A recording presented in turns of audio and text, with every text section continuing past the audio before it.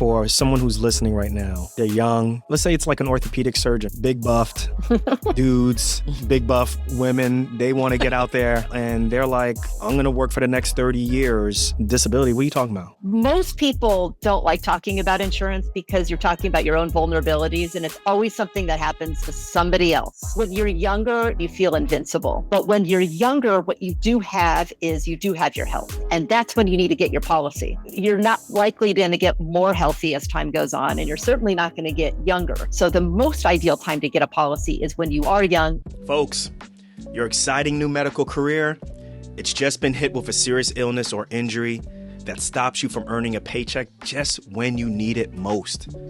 Check out what Jamie Fleischner of Set for Life Insurance said back on episode 176 about having disability insurance early in your career.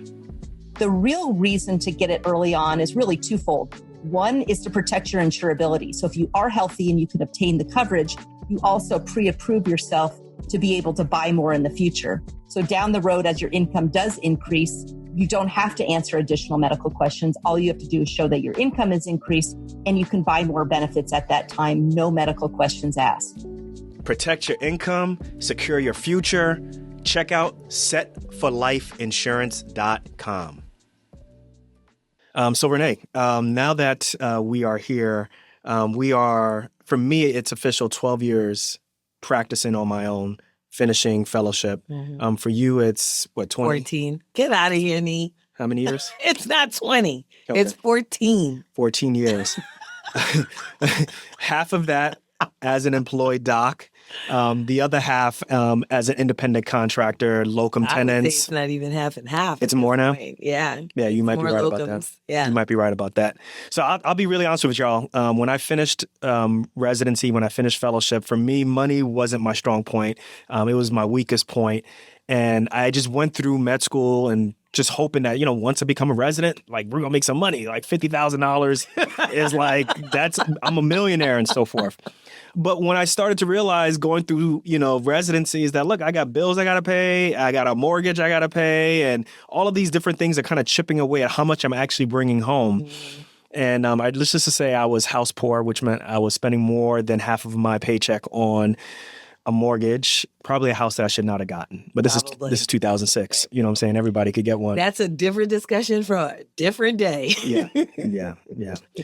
But towards the end of my training, I got introduced to someone who introduced disability insurance to me, mm-hmm. as well as life insurance. Yeah. And I'm not going to lie to you, I came in it with like blinders on and initially very resistant because I was just like, look, man, I don't have enough money to go around. Right.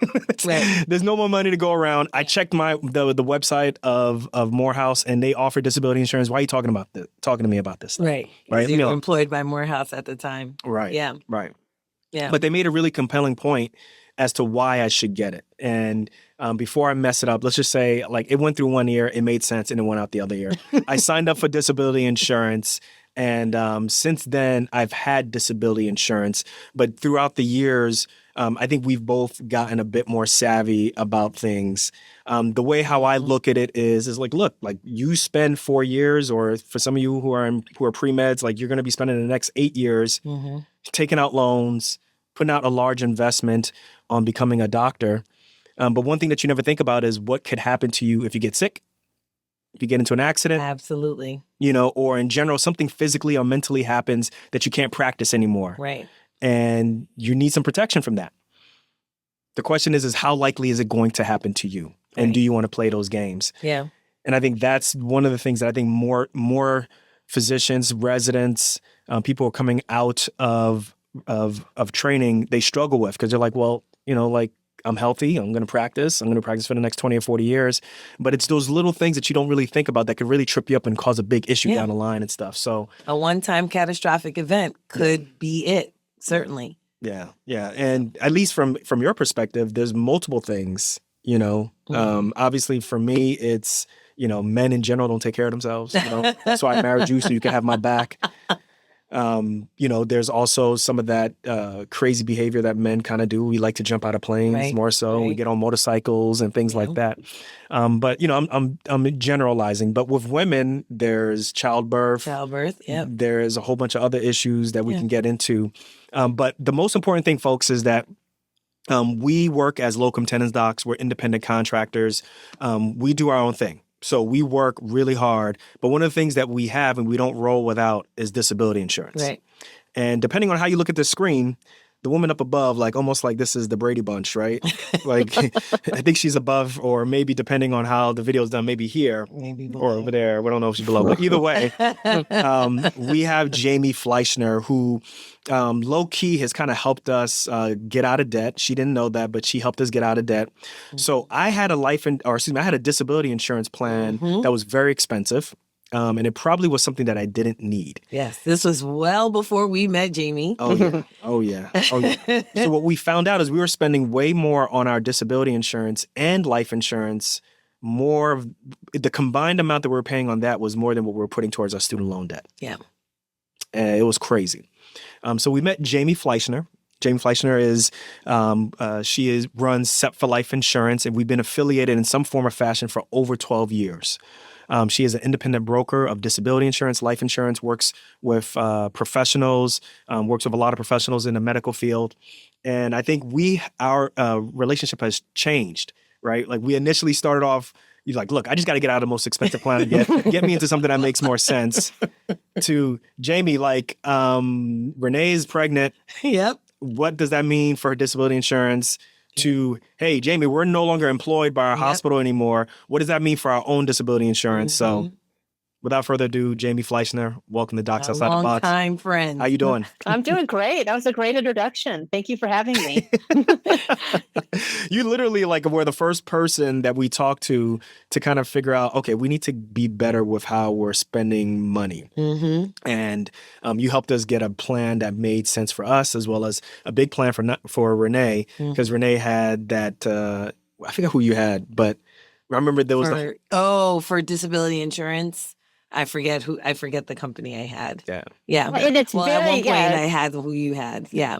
So your situation is actually more typical than you realize. So a lot of times people do come to me and they've had either bad advice or they're working with somebody that didn't have their best interest in mind. And so sometimes people say, oh, I already have that. I don't need it. Sometimes it's still really good to assess what you have to make sure it's still appropriate.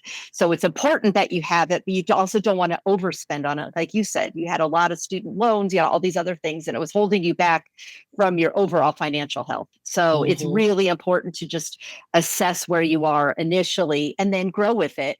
And you're both a really good example of, I mean, I've been doing this for 3 decades now. And as things change in your career and in your life, you also need to reassess your insurance, because where you were, 12, 14 years ago is very different than where you are now. I mean, you've got those little kiddos and you have all these other obligations and other types of needs, and your income has changed and your situation has changed. So it's really important to not just make sure you have the appropriate insurance, make sure you're not overspending on it, but also make sure you're monitoring it and looking at it as your situation changes. Yeah.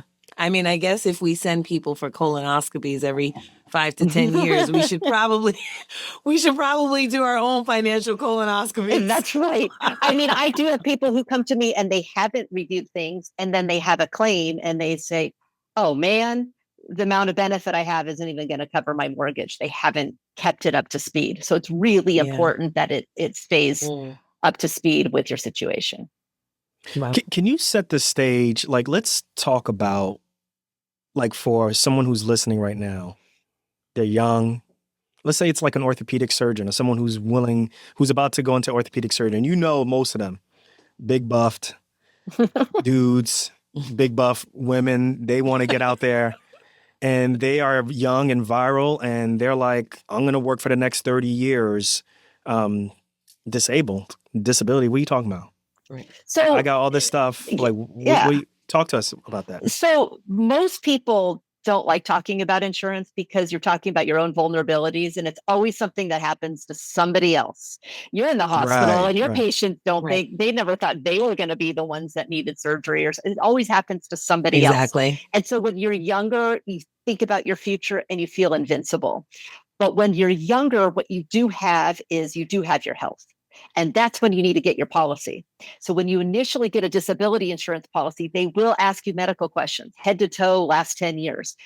You're not likely going to get more healthy as time goes on, and you're certainly not going to get younger. So the most ideal time to get a policy is when you are young and you're healthy, you can answer the medical questions, and then you don't have to worry about it. So if you do decide to jump out of airplanes, like you mentioned, or ride motorcycles, or you develop an illness, or you have some kind of surgery, you're completely set. You don't ever have to answer those medical questions again. So when you're young, that's the time to get it, especially during residency, because there's special residency discounts. So if you're able to get that on the policy, you're going to save even more money over the course of your career. So for the folks who have, not for the folks, everybody, for the most part, their hospital, their residency is going to provide some sense of disability insurance, right? Like hospital acquired, right? Yes. So most of the time when you are in residency, they will provide you some kind of policy. And when you go work elsewhere, you will have some kind of policy. I'd say 90% of people supplement in some way. There's several reasons you want to supplement. First of all, the policies, so the policies provided through an employer are one size fits all approach, and they can't individually select. They can't say, Nii and Renee, you're healthy, but Joe, he's got all kinds of health problems. They can't discriminate. So they have to cover everybody. So it's a higher risk pool. So it's sort of a generic plan. So most group policies say you have to be totally disabled, not working, as opposed to an individual policy. Your policies say if you're sick or injured and can't work in your medical specialty, you're covered even if you can work in another specialty or occupation. That's called own occupation. So that's a huge difference. So in your case, again, something happens if you can't do surgery, you're going to get paid even if you can do your podcast, even if you can teach, you could do research, you're going to get paid regardless. Whereas if you're only relying on the group policy, they're going to say, oh, you're able to earn income elsewhere, we're not going to pay your claim. So that's one of the things. Number two, a group policy has limits. So typically, they're really more intended for rank and file employees. So the higher your income is, the less your benefits are going to replace your income. They usually have a maximum of 10 to 15,000. If the employer is paying for it, that's taxable. So if somebody says, oh, well, I have $10,000 from my employer, if you're in a high tax bracket, guess what? That's going to really only be about 6,000 a month, or depending on where you're taxed, 5,000 a month. So it really is more expensive. Exactly. And then the last reason is most people don't work at their same employer their whole career. So if you leave, you can't take your group policy with you. If you want to go and do locum work, or you want to have gig work, or you want to start your own business or anything else, those policies don't go with you. So let's say you're 40 years old, you've worked out in a hospital all these years, didn't have your own policy. Now you want to leave, but you just had back surgery, or you're now type 2 diabetic. You're kind of out of luck. You may not be able to go get your own insurance. So that's why you want to have some supplemental insurance that's going to cover you more comprehensively. And it's also portable. So if you have that portable policy, you can leave the hospital and then just say, okay, here's my new income. It's gone up. They'll allow you to increase it without any medical questions. How expensive because that's another thing, residents going to be like, look, this is a risk that I'm going to have to take because it's too expensive. Yes. Right? That I'm sure they give you that. Like, yeah, I hear what you're saying. Everything you say makes sense. I can't afford it. So talk to us about that. Yeah. So what I recommend for residents is just get a minimum size policy. You can get like $1,000 a month, $2,000 a month. And you can also just have the kind of premiums that are called graded, where they gradually increase each year. So it might only cost maybe $50 a month or something pretty minimal. So you can get, really? Yeah. So it's just a minimum tiny policy, because then when you finish and you leave and you start getting your big paycheck, then you say, okay, now I want to go from $1,000 a month to $10,000 a month. Now we can increase the policy. Again, no medical questions asked. So the goal is just to protect that insurability, and then you don't have to worry about it in the future. Yeah. So you talked about that minimal policy. Does that minimal policy, let's say you're done with residency, you've paid, $100 or $50 per month, does that necessarily protect you from having to then get reevaluated to see whether or not you need to get that larger policy. In So other you words, get, you get residency as a third year. Now you're like in your second year of being an attending. You still got that same old policy. Do you have to Exactly. get reevaluated? Nope. As once you get your policy, they only evaluate you initially. Once you get it, you'll never have to answer questions again. That's the key. So you can eat That's the sugar key. in between everybody. You can get diabetes. That's right. You can break your leg. They still gonna cover you. That's right. Or even like the activity, like a lot of the activities. I mean, I'm in Denver. A lot of people ski and they say, I don't even want to get my policy till I don't want to go skiing until I get my policy.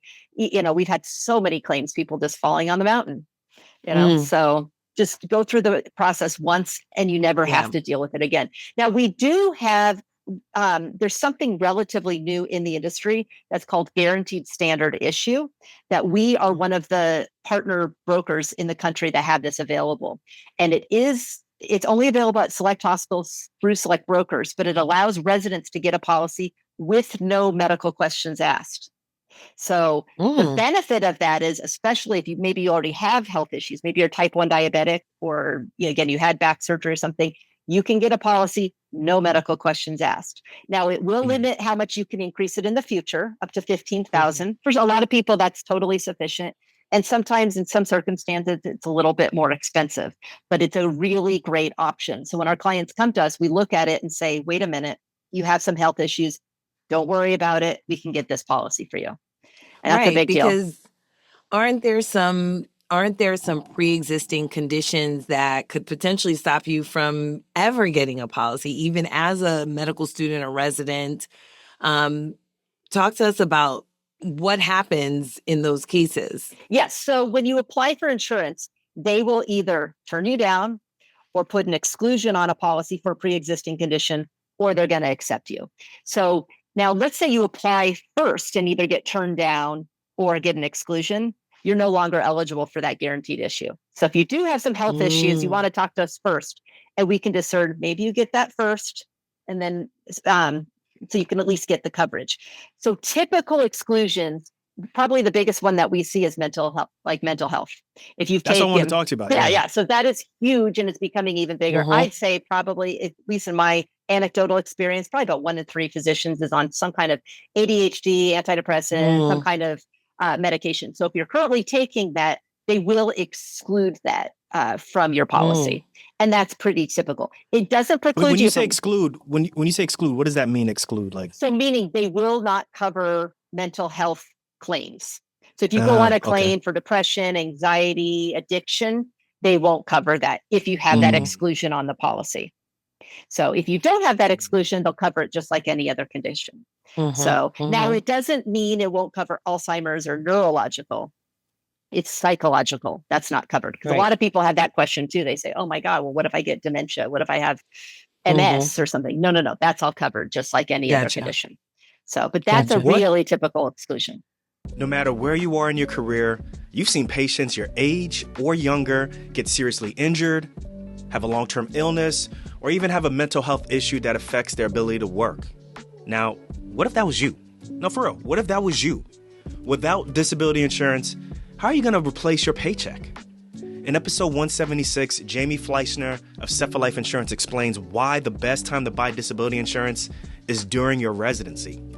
Most physicians acquire their disability policies during residency, and there's several reasons. First of all, when you're younger, you're able to obtain the insurance because they ask you a whole host of medical history. And so you usually don't get healthier over time. Usually you get less healthy over time. So when you're healthy, it's easier to acquire the coverage. Number 2, it's also less expensive because it's based on your age and your health. You're not getting younger or healthier over time. So you're at the ideal time. The earlier you get it and the younger you are, the less expensive it's going to be. So whether you're a resident or you're an attending, it's never too late to protect your income. Renee and I, we use Set for Life Insurance to find a disability policy that fit our needs and budget. So what are you waiting for? Check out setforlifeinsurance.com. Once again, that's setforlifeinsurance.com. Here's one that I think a lot of people don't think about, IVF. What's the scoop on that? So if you get your policy, pregnancy is covered, just like any other medical condition. If you're put on bed rest, you still have a 90-day waiting period till it kicks in. but it's covered. Now, if you're applying and you're freezing your eggs or you're going through IVF, they're going to exclude pregnancy. However, Whoa. yes. However, look at me. However, if you get a pregnancy exclusion on your policy after you give birth, you can just apply to take that off. That's really not a big deal. And when you think about it, of all the exclusions, I think pregnancy is probably the most benign because you're pregnant for 9 months. You have a 30-day wait. You don't find out. The maximum amount of claim is probably 5-6 months anyway. So, but it does also cover any kind of complications at delivery. So if you have, I've had a couple of people who've had claims, they've been out for like 2 years after having major complications at delivery. That's all covered too. So if you're going through fertility, they're going to exclude it. If you get your policy before, you don't have to even disclose it later. You can even be pregnant when you increase your policy. They don't need to know it. I think I was pregnant when we. Well, you had your plan. I had my policy before you got pregnant. Yeah. You know, we encourage now docs to, with mental health becoming more of a acceptable thing to seek treatment for publicly, at least. We're encouraging more people to either see a therapist, speak to someone, any of those type of things. Like, let's say you don't go on medications and so forth, but you're like seeing a therapist or. That's usually not a problem. That's usually not a problem. I do tell people in those cases, sometimes you're better off just paying out of pocket, not running it through your insurance. Jamie, let us know why. Why? Talk to us. Talk about that. Come on now. And use now we get into the good stuff. Use a different name. No, I mean, sometimes people do that because so many people want to go and seek help. I got a feeling Jamie has done that with restaurants too. You be doing some dine and dash in Denver? No comment. So, no, but I mean, so sometimes so many people want to seek help just for getting through normal life stuff. There's nothing wrong with that. Now, if you're just, I've had clients who, they had a spouse die or they've had some just trauma or something and they're getting help. That's usually not a problem. If you've been taking medication for a long period of time, they're probably just going to exclude it. So that's just, now this is better than the way it used to be 10, 15 years ago. If you'd ever taken medications, they would just decline you. They would just turn you down. And I don't think that that's right. I personally, what I've seen, I think people who actually do seek treatment and do get help are probably mentally better off anyway. And so in my estimation are probably less likely to file a claim. Right. Right. And, I have it was almost like the Wild Wild West days. You can do, the insurance companies could do anything basically. Yeah. I have a friend of mine who we've talked about. She's really a friend? Yeah, she's really a friend. But she would like to get into doing locums, which means that she would have to get her own disability insurance policy. And she had suffered from depression in the past. And her physician literally gave her just samples of lithium, which she never actually really went on. And she's afraid because she's tried to get disability insurance and that has been, either she's been denied or that part has been excluded. And actually, I think she's just been flat out denied. So is there anything that you would say to her? Yeah, in those circumstances, we like to fight it. So I go back to the underwriter. We get a letter of clarification from her doctor saying, here's the deal. These were samples. She never used it. Or, so I always try to fight those. The other thing you can also do, and that's why sometimes it helps to have somebody experienced who's sort of on your side and advocating for you. You can also say, what's the period of reconsideration? They might say, once you've been off meds for 2 years, we'll reconsider you. And then you can apply again. So it's not the end of the world. There are also alternative policies that we get through like Lloyd's of London, Peterson's, that they likely will accept her. So it's a different policy. It's only a 5-year policy, but it's better than nothing. So, and then there's also sometimes association policies. If she's a member of a physician association, she might be able to get. So there are other options that she might be able to have. Okay. Let's talk about that because I think whether I'm always getting letters in the mail from the American College of Surgery. They have their own disability type of insurance, right? That you can apply for and get. Talk to us about like if you could tier it out, right? Like if you can say like you got your own disability insurance, that's one level. You've gotten something that's through your medical society, that's at another level. And then you got one at your job, that's to another level. Talk to us about, educate us on what's the better one, what's the worst one. When you're eligible, Yeah. when you're not. How does that work? Yeah. So a group policy, sometimes you don't have the option. So because most groups have to have 70% participation. So they really want everybody to sign up, because if they don't get that participation, again, all the unhealthy people are going to take it. The healthy people go elsewhere. So you usually can't opt out of a group policy. Sometimes you can, sometimes you can't. But again, it's not going to be nearly as comprehensive as your individual. Sometimes you just don't have a choice. So that's the group policy. So that's what you would get at your job. That's what you get at your job. You're a resident or you're an attending at a hospital. Yeah, you work at university Okay. hospital. They say, here's what we provide you. And Right. then you have to sign up.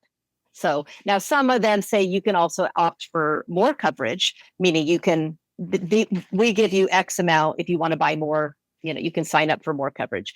Great option, especially if you're unhealthy, you can get it through your employer. So the benefits of the group is you don't have to answer medical questions. So especially for somebody who has any kind of pre-existing, that's really the best way to go. Yeah, I Now I get it. Yeah. So now if you're healthy, you have all the options. The individual policy is going to be the most comprehensive, but it's also going to be typically the most expensive because it's the most comprehensive. And again, there's ways we can price it and put things on or off the policy to try to work with that premium. But that's going to be the most comprehensive, especially because it's got that own occupation definition, meaning you can't do your specialty. It's going to pay you, even if you could do something else. Now, I didn't mention there's really two ways you can file a claim. That own occupation is for total disability. So many other types of claims have what's called a partial disability or residual.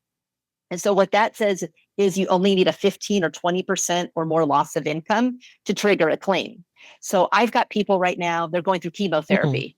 So the first month, maybe, they're still working, but as time goes on, they can work less and less. So they're not totally out. They're still working, but on a limited basis. They're still able to file a claim. A group policy won't let you do that. It's all or nothing. So that's another reason to have an individual policy. I have people right now, they have carpal tunnel, and so they have to cut back. They just can't work full time. They might have that for years. So again, a partial disability type of claim. So that's why the individual one is superior. Again, you're going to pay more. The association is kind of in between. So it sometimes has own occupation for like 2 years, and then you have to be totally disabled. The premiums are usually less, but they go up every year. So it becomes really expensive. I usually get people calling me in their 40s going, I've had this association plan all these years. Oh my God, I'm paying out the nose. It's not that great. So again, the association could be great if maybe you're a locum and you don't have a group policy, and maybe you can get it through the group. Some association plans don't ask medical questions. So I kind of consider that a hybrid of the two. Okay. What about someone who they hear this podcast and they're like, man, like I really want to be able to talk to someone about this. But I want to educate myself on this at all also, because, it's like, I liken it to when you go to a mechanic. The mechanic says that, your CV joint needs to be replaced. Like, what proof do you have to say that my CV joint does not need to be? Trust. You've got to trust him. Right. And see, and I don't know what a CV joint is. And so if I'm at a good mechanic, if I'm at a good mechanic, I'm like, okay, do I need to get another opinion, or fine, I'll go with it. So there's several ways. So a lot of clients come to me and they trust me because I've been doing it a long time. Oftentimes they're referred, and I can either walk them through and tell them everything they want to know. Some people want to know everything, and some people just say, here's my situation. What do I do? So there's really sort of the gamut. So we're actually in the process, we're putting together a lot of YouTube videos to really get into the nuts and bolts of all of the insurance, because it depends. You can get as in depth as you want or as generic as you want.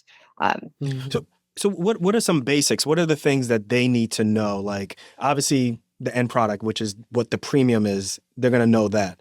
But is there things that they should be asking? Is there a certain amount of coverage that they should be looking for? Is there a certain type of lingo that they need to familiarize themselves with, so that when they talk to you, it's a much easier conversation, or at least something that they feel more equipped with when they walk through the door, or they get on a phone and say, hey, I need X, Y, and Z, and this is why. So I think one of the biggest questions that I ask people is, how much do you need? And a lot of people don't know. So some of that Right, right. depends on their own, because people say, well, what did my friend get? I'm like, well, it doesn't really matter because they might have a totally different situation. It's like asking, well, what kind of house did your friends get? Well, they might have different needs. They might have 6 kids or whatever. So it's really important to figure out for your own self how much you need on a monthly basis. If it hits the fan and you need to replace that income, how much do you need to be able to pay your bills? So when you're looking at disability insurance, you're always looking at it in a monthly benefit amount. So if it's Okay. group or if it's individual, it's a monthly benefit. Individual policies are tax free. So you're covering take home pay. There's only a maximum amount you can get based on your income. So you can usually insure about 80% of your take home pay or about 60% of your gross income. Because some people say, well, I make $10,000 a month.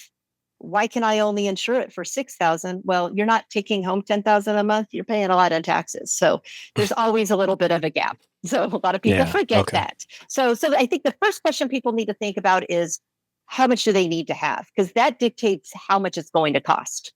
So maybe you're eligible for $10,000 a month, but maybe you only need $8,000 a month. You don't need to pay for more than you need.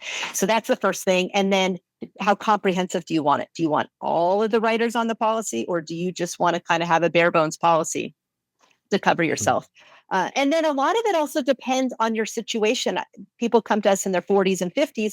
Maybe they've paid off their debt. Maybe they paid off their house and they just need to get the kids up and out, or they just need to take care of those next 5 to 10 years. So maybe we do a shorter benefit period. So we really try to listen to the needs of the client and help to customize it. So again, I don't want people to overspend on something that they don't need, but they need to be properly covered. So when they come to us, to answer your question, Nii, the most important thing is how much do you need to have? So how much you need to have, and then we can figure it out from there. And when it comes to budget, we shop it around, look for all the discounts and say, it's going to be between this and this, and help them figure out the best policy. And so residents should be looking to find out how much they need as a resident, not thinking about as an attending, correct? So residents can automatically get up to $5,000 a month benefit regardless of their income. And income varies from state to state. So if you're about $60K a year. So it's tax-free. So that's actually more than what a lot of them take home. So if you've got if you're in the early years of residency or you're doing a really long residency, I usually recommend doing like $3,000 a month benefit. Again, just get a policy, don't overspend, just cover your current take-home pay. If you're in your final year of residency or your last 6 months, you can actually get up to $7,500 a month benefit, which is more than your take-home pay. So again, it just kind of depends on where you are in residency.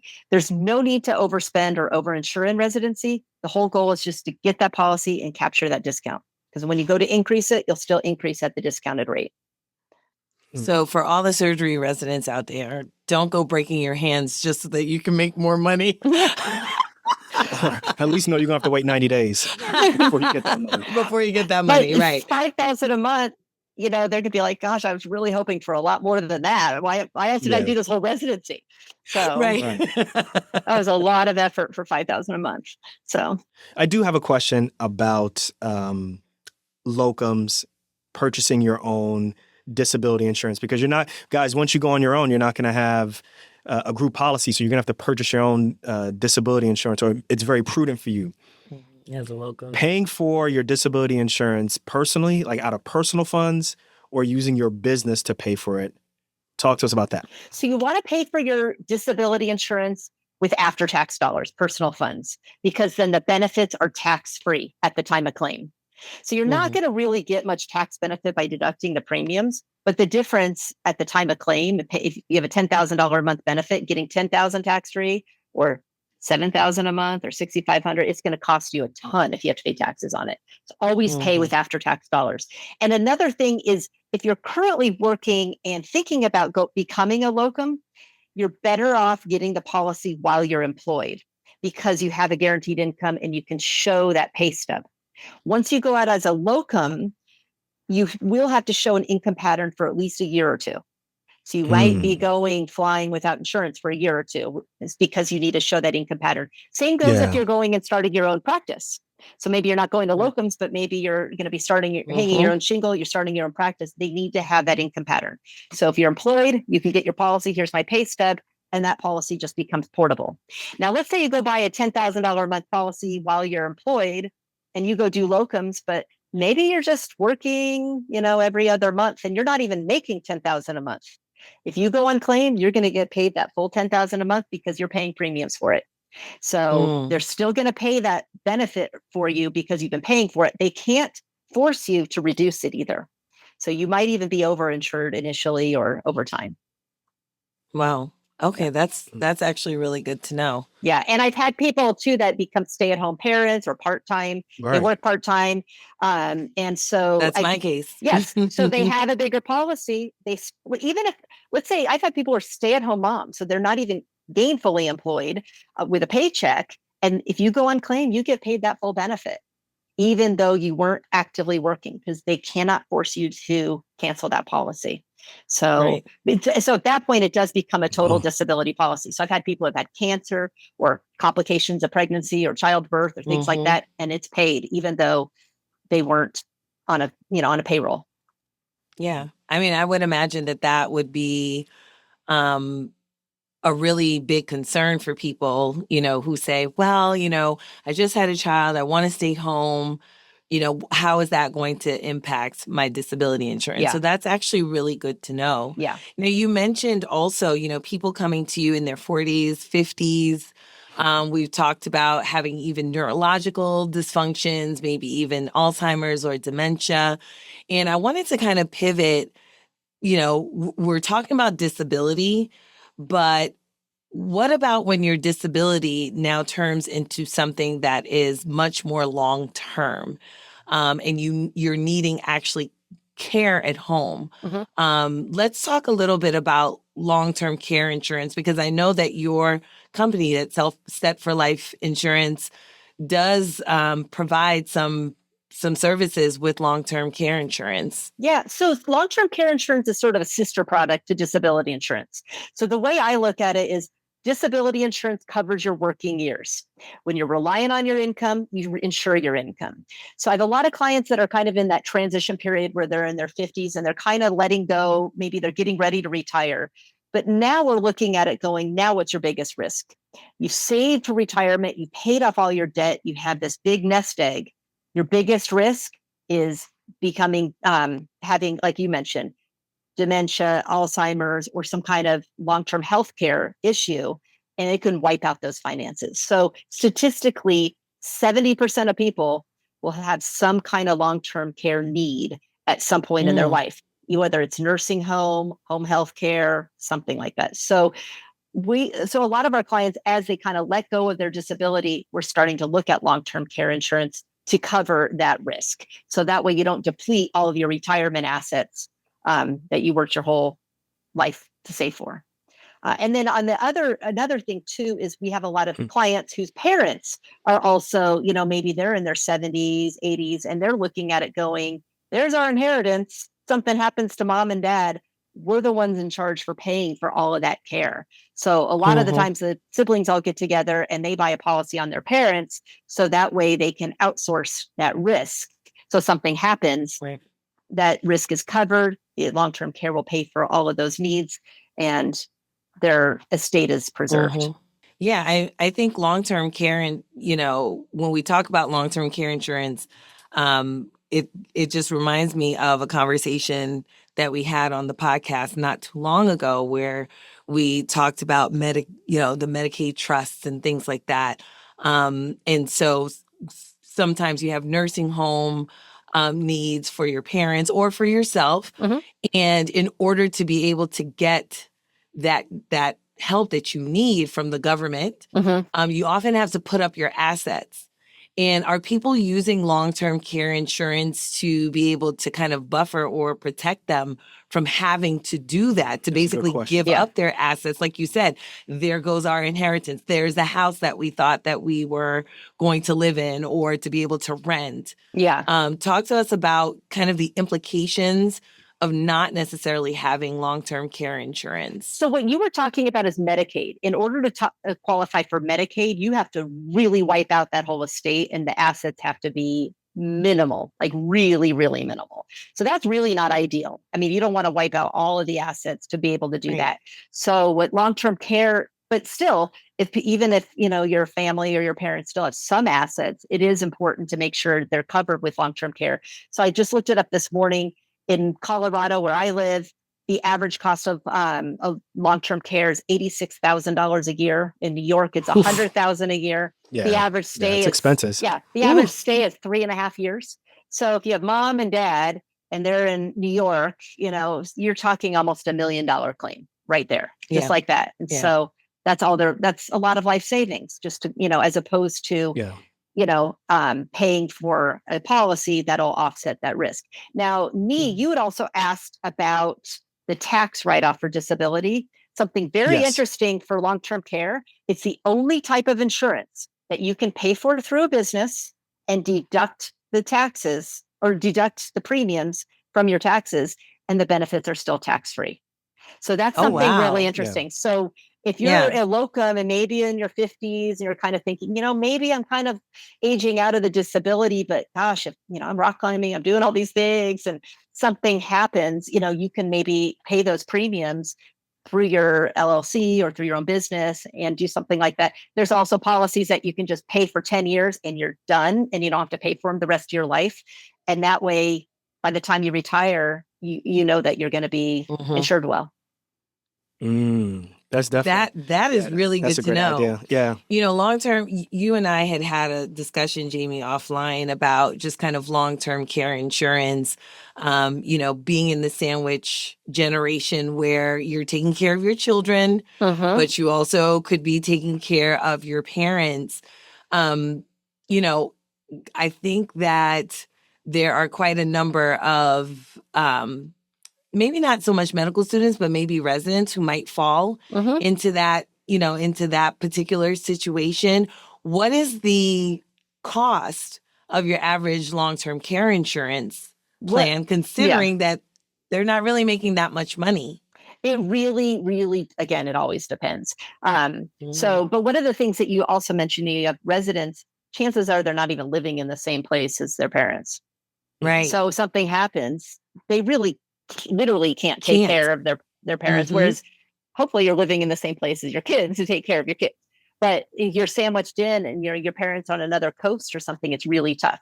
So the cost has so many different variables. It depends on your age. There's also discounts if you're married. There's discounts if you're healthy. Depends on how much you want to pay for all, do you want to have different riders on the policy? But just for an example, like I had a client of mine, he's 50 and he's in that period where he's thinking about transitioning out. For him, it's like $150 a month for just sort of a starter plan and just to have that. If he wanted to have the 10-pay plan, it was like $6,000 a year. But in 10 years, he's paid up. He could do it. He's a locum physician. The older you are, the more expensive it is. If you wait until you're 70 or 80 to buy a policy, it's very expensive. It could be $1,000 a month or something very, very expensive. It really, again, it just depends. And sometimes you don't cover the whole risk. You just say, we're just going to cover a portion of it. We can't afford the full amount, but the kids are going to just chip in and get some for mom and dad. Yeah. This is actually a big deal because I know it's being brought up in the political scheme or political scheme right now. I'm from being from Ghana, but scheme, whichever way you want to look at it. It's in the conversation. And if you look at the demographics, the population's aging. And so the younger generation are not having kids and the population's aging. I read something, I think by the year, don't quote me on it, in about 20 to 30 years, 1 in 3 people will be over the age of 60. Like it's really skewing there. And so what is that going to do to the long-term care community, the nursing homes and the cost of the care and everything? So we're entering some uncharted waters in this. And this is not covered by Medicare, maybe Medicaid, like you said, if you deplete all your assets. So, and there's been a lot of changes in the marketplace. So companies have come in, come out, they're not having priced it right. So there's still some shifting around that's happening. Yeah. Well, listen, so if folks want to get in touch with you afterwards, they want to continue this conversation. They're like, look, that's the person who has a heart of a teacher. I want to talk with her. How do they get in contact with you? The best way is just to go to our website, setforlifeinsurance.com. Our contact information's in there. We have a calendar link if you want to set up a time. We have a request a quote if you want to request quotes. If you already have insurance, like you did when you came to me, I'm happy to review that too. Sometimes I say you should replace it. Sometimes I say you shouldn't. I'm very straightforward, and I always look at the best interest in the clients. Yeah, we're going to have that link in the show notes down below for those of you who are, really interested in either disability insurance or long-term care insurance or life insurance, because you do life insurance We do a lot as well. of term life insurance. Yes. Yeah. You guys heard that term. Term life, not whole life. Yeah, but I think there's it's always available. That's whole life is always. You guys do whole life, right? If it's necessary. Not very much. Needed. In very extenuating types of circumstances. My philosophy is you want life insurance. You want as much as you can get and pay as little as possible until you're able to self-fund. Maybe the kids are out of the house or you've paid off everything and you really don't need it anymore. That's the goal for term life insurance. You want to cover it while you're vulnerable and not overspend for it. Right. There it is. Boom.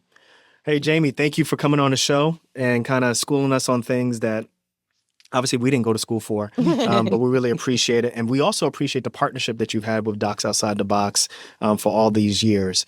And for the folks that are listening, listen, we have worked with Jamie for close to 10 years now. Yeah. And, we are very happy with this relationship and it's moved on into this podcast. And I do believe that there's, you want to work with people who have a heart of a teacher. You want to work with people who have your best interest in heart. And depending on where she is, she might be up here or here.